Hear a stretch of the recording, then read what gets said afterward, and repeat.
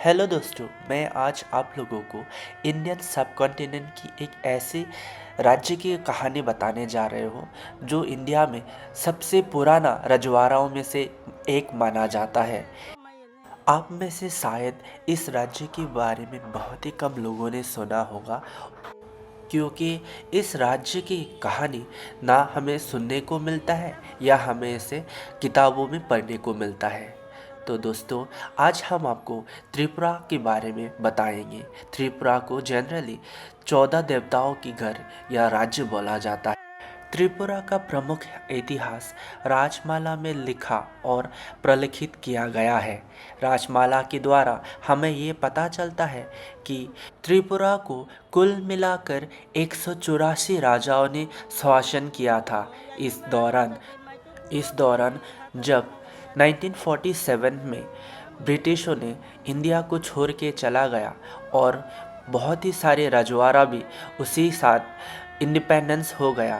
त्रिपुरा भी एक स्वाधीन राष्ट्र होने के बावजूद भी 1949 में इंडिया के साथ ज्वाइन करने का निर्णय लिया, क्योंकि यहाँ की राजा महाराजा वीर विक्रम माणिक्य का अचानक से मृत्यु हो जाने के बाद त्रिपुरा के राजगद्दी में कोई बैठने वाला नहीं था। महाराज वीर विक्रम माणिक्य की पुत्र तब सिर्फ 13 वर्ष का था। राजमाला में त्रिपुरा के राजवंशियों के बारे में बताया गया है कि ये चंद्रवंशी है। महाराज यायाति, जिसकी 2 पत्नियां हुआ करती थी, दिव्यानी और शर्मिष्ठा, और कहा जाता है कि शर्मिष्ठा की सबसे बड़ा पुत्र दुर्य त्रिपुरा का पहले राजा या त्रिपुरा का फाउंडर बोला जाता है। राजमाला में ये लिखा गया है, युवराज दुर्य को एक बोडो राजकुमारी के साथ प्यार हो गया था और अपने पिता के खिलाफ जाके उसके साथ शादी कर लिया, जिसकी वजह से महाराज यायाति बहुत ही दुखी हुए और युवराज दुर्य को अपने राज्य से बाहर कर दिया। उस समय कहा जाता है कि महाराज दुर्य आज की हरियाणा में रहा करता था। पिता से राज्य बहिष्कार होने के बाद युवराज दुर्य ने भारत की उत्तर पूर्वी जिले में असम की नौगांव में कोलोंगमा नदी के पास अपना राज्य बनाया और उस राज्य के राजधानी के नाम त्रिबेक रखा गया। लेकिन त्रिपुरा के आधुनिक इतिहासकारों ने चंद्रवंशी की इस थ्योरी को ना मानते हुए एक नया थ्योरी प्रस्ताव किया है। नया थ्योरी त्रिपुरा के लोगों का तिब्बत और बर्मा के साथ उनका linguistic as well as cultural similarities को देख के बनाया गया है। इस थ्योरी के मुताबिक त्रिपुरा के लोग कैलाश मानसरोवर के आसपास ही रह करता था और वहाँ से वह लोग उत्तराखंड में आ गया और उत्तराखंड से नेपाल होते हुए सिक्किम पे जा पहुँचा और सिक्किम से आसाम में आके अपना नया साम्राज्य बनाया, जिसका नाम रखा गया त्रिबेक। त्रिबेक को सैन्य साम्राज्य और त्रिपुरा नाम देने में त्रिपुरा का 2 राजाओं का मुख्य भूमिकाएं है। महाराजा त्रिपुरा के 46 राजा थे। वे बहुत ही शक्तिशाली और क्रूर राजा हुआ करता था और इसी कारण भगवान शिव ने महाराज त्रिपुर का हत्या कर दी थी। महाराज त्रिपुर ने अपने नाम के आधार पर ही त्रिबेक का नाम त्रिपुर रखा और बाद में यही चल के त्रिपुरा बना। महाराज त्रिपुर के बाद उसके पुत्र त्रिलोचन त्रिपुरा का महाराजा बना। ये महाभारत समय काल की बात कहा जाता है। राजमाला में कहा गया है, त्रिपुरा के राजा त्रिलोचन ने पांडवों के साथ कौरवों के खिलाफ युद्ध में लड़ाई किया था। त्रिबेक में अपने साम्राज्य करने के बाद त्रिपुरा के राजाओं को मणिपुर और दिमासा राजाओं के साथ मुलाकात हुई। वहाँ पे उन लोगों का एक अच्छा संबंध भी बना, लेकिन समय समय पर इनमें अनबन भी होती हुई दिखाई दी। दिमासा के राजा त्रिपुरा राजाओं के साथ अपना अच्छा दोस्ती बना कर रखने के कारण वे नागा लोगों की सुंदर सुंदर कन्याएं त्रिपुरा के राजा को बेद करता था। जिसके कारण मणिपुर के राजा को बहुत ही गुस्सा आया और एक दिन मणिपुर के राजा ने त्रिपुरा और दिमासा के खिलाफ युद्ध के लिए जंग छेड़ दी। राजमाला में ये लिखा गया है, जब त्रिलोचन त्रिपुरा को शासन कर रहा था तब दिमासा राजा का कोई पुत्र संतान नहीं था। इसके कारण दिमासा के राजा ने अपनी पुत्री राजकुमारी की विवाह त्रिपुरा के राजा त्रिलोचन से करवा दिया। महाराज त्रिलोचन का कुल मिलाकर 50 पुत्र संतान हुए। उनमें से सबसे बड़ा था दृप्ति और उसका दूसरा पुत्र दक्षिण।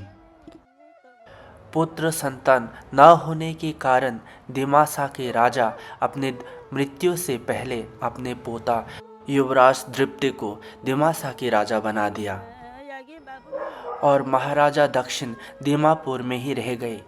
इधर त्रिपुरा के राजा भी अपने आखिरी सांस गिन रहा था और मरने से पहले उन्होंने भी त्रिपुरा के राजगद्दी अपने दूसरे पुत्र दक्षिण को सौंप दिया।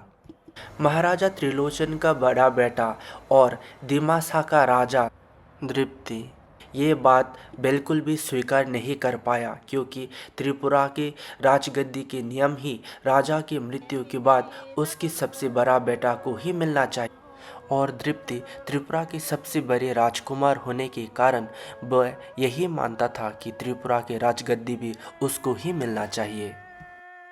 दिमासा राजा के साथ साथ उसके अन्य 48 भाइयों भी इस बात से नाराज थे। उसकी भाई दक्षिण को त्रिपुरा के राज्य मिला, जिसके कारण वे भाइयों के बीच अनबन शुरू हो गया। एक दिन त्रिपुरा के राजा और दिमासा के राजा के बीच बहस हो गया। इस बात को लेके त्रिपुरा के राजा ने त्रिपुरा छोड़ने का फैसला लिया, क्योंकि दिमासा के राजा के साथ साथ सुदक्षिण के अन्य भाई भी उसके दुश्मन हो गए थे और उसे अपने जान पे खतरा देखने लगा, जिसके कारण वे एक दिन अपने कुल देवी की मंदिर देवी रणचंडी के मंदिर में जाके वहाँ के एक दिव्य तलवार को अपने साथ ले जाने का निर्णय। दिमासा ट्राइब के लोक कथित में ये कहा जाता है कि ये दिव्य तलवार एक दिन दिमासा के राजा को स्वयं देवी रणचंडी ने ही दिया था। ये दिव्य तलवार जब भी कोई युद्ध में लेके जाता है तो किसी भी राजा उसे हरा नहीं सकता, जिसके कारण त्रिपुरा के राजा इस तलवार को हासिल करना चाहता था। रात में चोरी छुपे जब महाराज सुदक्षिण तलवार उठाने ही वाला था, तभी उसकी भाई दक्षिण भी वहां मंदिर में पहुंच गया और दोनों के बीच तलवार को लेकर हाथापाई हुआ और उसी दौरान तलवार 2 टुकड़ों में टूट गया। एक तलवार का टुकड़ा जो सिर्फ उसका पकड़ था त्रिपुरा के राजा के पास आ गया और उसका ब्लेड दिमासा के राजा के ही पास रह गया। इतिहास की इस महत्वपूर्ण घटना को आज भी दिमासा के लोग याद करते हैं और अपने बच्चों को कहानी में सुनाया करते हैं कि किस तरह त्रिपुरा और दिमासा की 2 जाति अलग हो गए। त्रिपुरा के राजा त्रिबेक छोड़ने के बाद वे असम की साउदर्न पार्ट में माइग्रेट हो गए और आज का कचार जिला में आके अपना एक और नया साम्राज्य खड़ा किया। कहा जाता है काचार जिला में जब त्रिपुरा के राजा आया तो वहाँ के लोकल ट्राइब कुकीज़ ने दिल खुल के त्रिपुरा के राजा को स्वागत किया और मन से उसे अपना राजा बनाया, जिसके कारण त्रिपुरा की राजा लोगों ने कुकी को हलाम बोल के नाम दिया, जिसका मतलब है वो भूमि जिसने हमें स्वागत किया।